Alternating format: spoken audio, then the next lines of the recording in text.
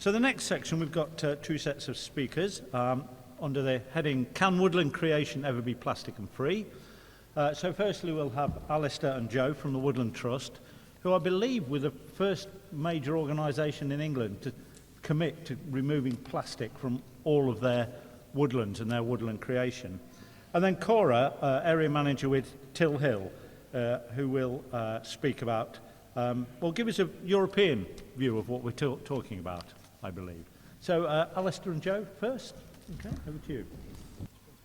Okay, good morning, everybody. I've been asked to give a bit of a strategic introduction to the decision that the Woodland Trust took last year. And then Joe is going to come in with with much more of the detail in terms of the case studies and trials that we've been undertaking. Slides on that. There we go. Right. I've never actually met this person, but I have had the great pleasure of working with a lot of his close team, including the current chief executive of his company. But he does play a role in this story, even if it is indirect.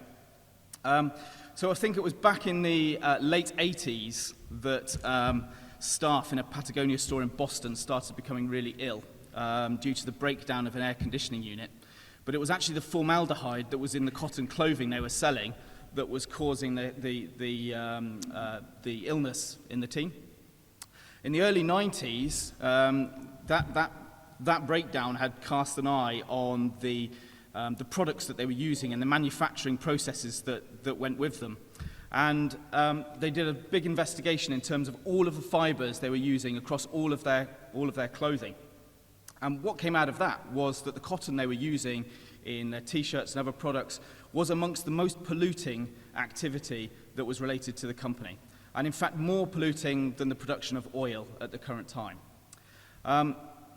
So, as a company, they made a commitment to a date, 18 months in the future, that they would stop using that traditionally grown cotton. And when I say traditional, it wasn't traditional in that intensive production had only started post-Second World War, and that's not the way that we'd always done things before. But they made that commitment knowing that there wasn't enough cotton in the supply chain, organic cotton in the supply chain to replace the intensively grown and heavily polluting stuff. There wasn't enough processors, or there wasn't any processors who were able to cope with small batches of organic cotton. And there were no spinners who had techniques to be able to spin a more rustic type of fiber. But they felt it needed setting of a date, making a commitment to actually create the market conditions that would enable the change to happen. And if you want to learn more about that story, you can read about it in several books, or you can talk to any of the team who are still around, who can explain how that was a really difficult commitment for the organisation or the company to make, knowing that all the ingredients weren't there to solve the problem. So we found ourselves in a very similar position. We had three big reasons we needed to make a change. The first one is about our audience. We are entirely dependent, as a conservation charity, on the people that support us. It's one of the things that enables us to do the work that is not commercially viable. Plastics are the number one issue for all of the green audience that support us. I can't see very much on the screen here, but it's bigger than deforestation to our community. It's bigger than ocean pollution. It's bigger than melting ice caps. It's the biggest own goal we make as a conservation organisation is for our green audience, the people who we want to support us, to come to sites and to see a lot of plastic, the thing that they are telling us they want to see eliminated. The second big reason is that use of environmental carbon and payments for carbon offsetting, whether you agree with it or not, is our most cost-effective tool that we have for woodland creation at the Woodland Trust at the moment. We have a really strong nature-driven proposition that's based around our woodland creation guidance, that's putting nature first rather than carbon first. But it's absolutely nonsensical for us to take these companies through a really strict risk assessment, looking at their environmental footprint, and then to offset their carbon using a petrochemical product. The third big reason for us wanting to make a change is looking at some of the evidence that was starting to emerge around costs and forestry practice. or woodland practice in our context. And there's nothing like signing off a purchase order for £500,000 of plastic to really focus your mind. Looking at the cost of the protection that we have been buying up to now, the cheapest that we've got at the moment is, using a shelter that costs about £1.80, a stake costing about 90p. So the cheapest supplements to a tree at the moment are about £2.70. That's equivalent to 5 trees. Our average cost of trees in the creation guidance, that's putting nature first rather than carbon first. But it's absolutely nonsensical for us to take these companies for a really strict risk assessment, looking at their environmental footprint, and then to offset their carbon using a petrochemical product. The third big reason for us wanting to make a change is looking at some of the evidence that was starting to emerge around costs and forestry practice, or woodland practice in our context. And there's nothing like signing off a purchase order for £500,000 of plastic to really focus your mind. Looking at the cost of the protection that we have been buying up to now, the cheapest that we've got at the moment is, using a shelter that costs about £1.80, a stake costing about 90p. So the cheapest supplements to a tree at the moment are about £2.70. That's equivalent to 5 trees. Our average cost of trees at the moment is about 55 pence at the Trust. If you take into account some of the alternatives at the moment, you can double that to £5.40, which is equivalent to 10 trees. Now, I know that doesn't incorporate the labour that goes into planting those things, but there is a lot of room for losses in that from a cost basis alone. And we've all heard the horror stories, or some of us have witnessed them, in terms of 100% losses on some sites where we haven't used shelters.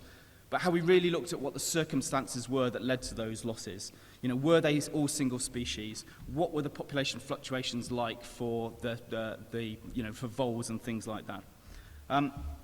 So this led to an awful lot of operational questions that we felt that we had room to explore within that sort of cost position. We'd like to explore the opportunity to plant trees at higher densities and perhaps beat down. There's evidence in the grey literature about natural regeneration and trees from natural regeneration being less palatable. After all, we see grasses, natural grassland ecosystems, becoming unpalatable to grazing animals over time. Why not trees too? What about planting in clumps, companion planting, sacrificial trees? Are losses uniform or non-uniform over our sites? Can we target those more expensive protection to the places we need them?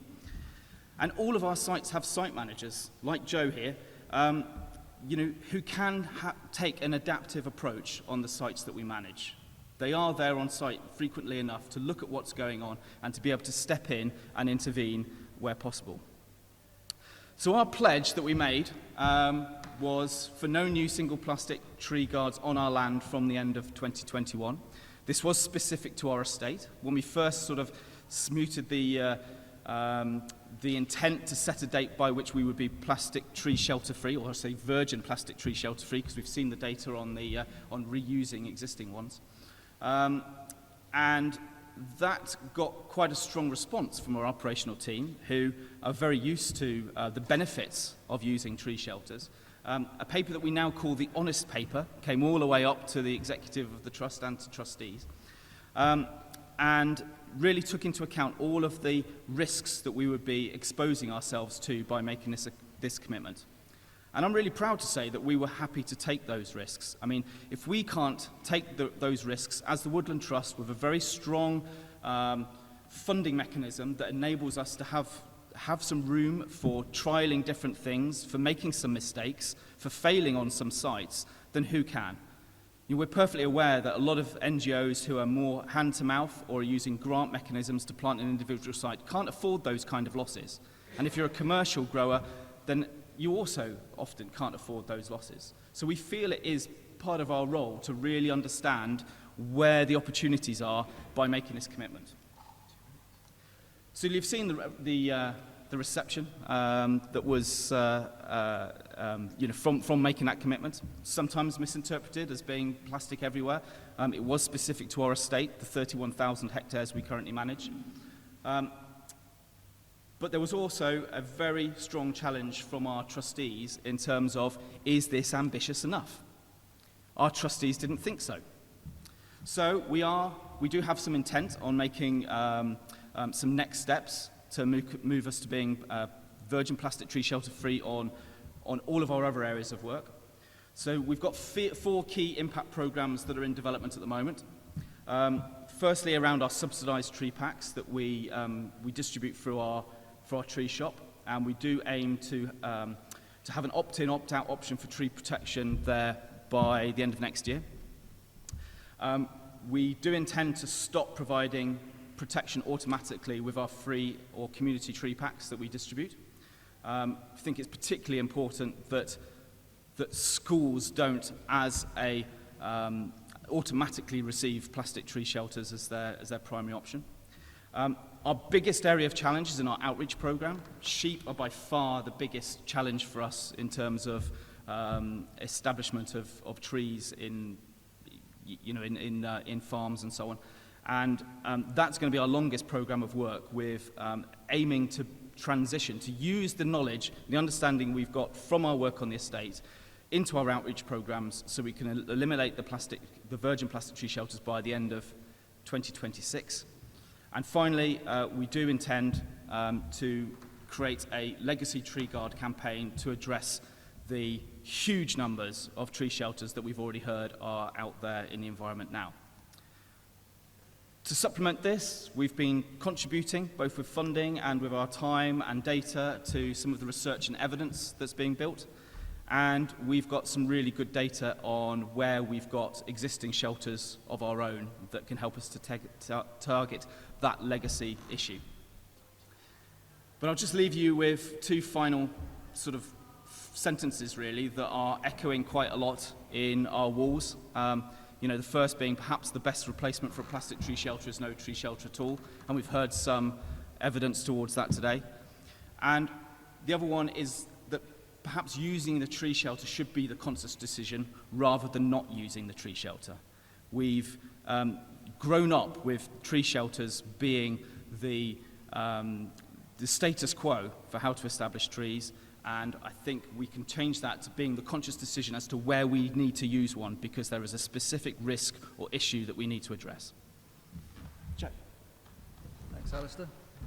So Alistair's the Director of Estate and Outreach across the whole of the Woodland Trust. I'm a site manager in the West Country, and I manage about 30 woods and give woodland owners some advice. I'm going to attempt in the next 10 minutes to share you with just some case studies of what we're doing on the Woodland Trust estate to try and plant plastic free. Some successful, some unsuccessful. But I want to take you back. First thing we do now, and we probably should have always done for the last 50 years, whenever we create woodland, is work out what the herbivore impact is. So before you plant trees, just make sure you work out where the deer are, what species you've got, if you've got any, if you've got hares, if you've got rabbits, if you've got voles.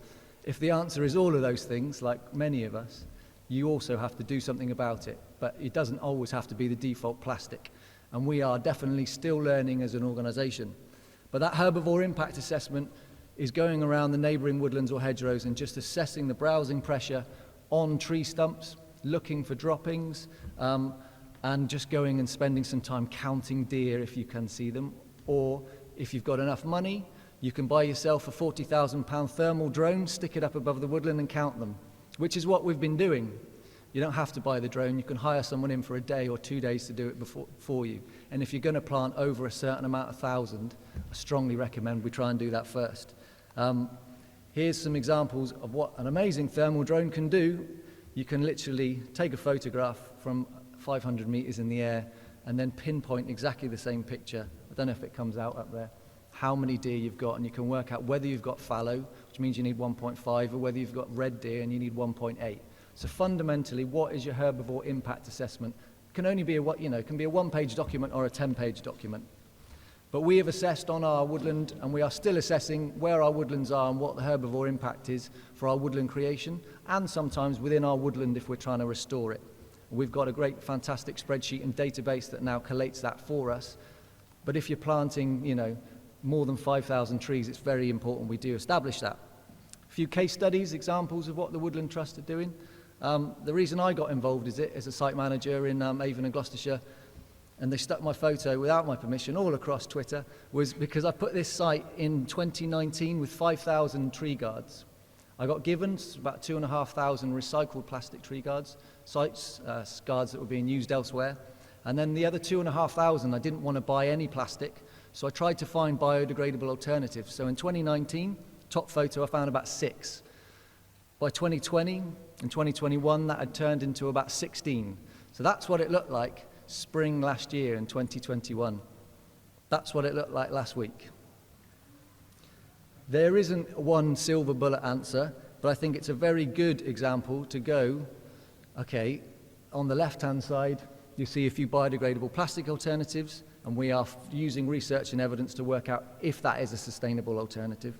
In the middle, we've got the cardboard, and to the right-hand side, we've got a couple of the natural resin. So this isn't a scientific study. There's some fantastic scientific studies going on with forest research. But if you want to come out to Avon, every one of these organisations has either received some evidence from me about what's working and what's not, just about operational effectiveness, not about whether the tree survives, just whether the tree guard's still there. I charge you 1 pint of West Country bitter to come out to the site, and there's a very nice riverside pub. But I will tell you what works for me and what doesn't, and I think that's one of the best things about this kind of event is we share what we're doing, because if you do it on your own, it's kind of pointless. I worry about, buying a sushi pack of plastic as opposed to buying a cardboard sandwich pack. So if we are individuals planting 5,000 trees, 10,000, 500,000, it's a big, big difference. Few examples of other things we're doing on the estate. So we have, rightly or wrongly, tried bioplastic vole guards with deer fences from 1,000 trees to 100,000 trees at some of our sites. That's what happens when you plant with deer fencing and bioplastic vole guards. And just as importantly, can you reuse plastic guards, cut them up and use those as vole guards if you're going to put up a deer fence? We've put deer fence with no shelters, so in small coops. So some of these case studies are important for landscape scale, and some of these are a bit just useful for amenity. Many different people in this room will be doing different things. We've tried bare planting, overplanting with no protection whatsoever. Langley Vale, near Luton and Watford in North London, we planted 500,000 trees 10 years ago, and there weren't any deer.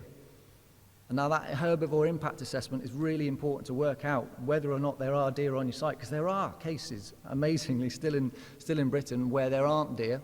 Nowadays, deer numbers are massively increasing, so that's probably a slightly different picture now. We've also got huge natural regeneration areas, and we're just about to start some examples of thorn protection. So we've got some with hawthorn, like Forest Research are doing, around an oak sapling, and we've even tried gorse. But we are still in the early stages. And in Wentwood, after a plant health notice to clear fell, a huge amount of conifer in an ancient woodland we were restoring, we've tried natural seeding. So we've cast over 1 million birch seeds and rowan seeds across the entire landscape to see if natural seeding is in area. Now we are in a luxury position, the Woodland Trust sometimes. We're not always tied in by funding, but sometimes we are. And we can do what we want on our estate. And I think that's important. And if you want to find out any more information, just contact the Woodland Trust. On our website, we've got a research and evidence website where we'll tell you what we're doing. And if anyone sends an email about tree guards, it will probably end up with me. And if it's about other things, then there will be someone who can answer your questions. But the Forestry Plastic Group has been a really useful tool in terms of finding out what we're doing and sharing within the sector, because there is, only 20, 30 of us in that group, but there's got to be a good 2,000 or 3,000 people who could make a huge difference within, the woodland and forestry sector as this boom of tree planting seems to be taking off, finally, as well as natural regeneration, Craig. Thanks very much. I think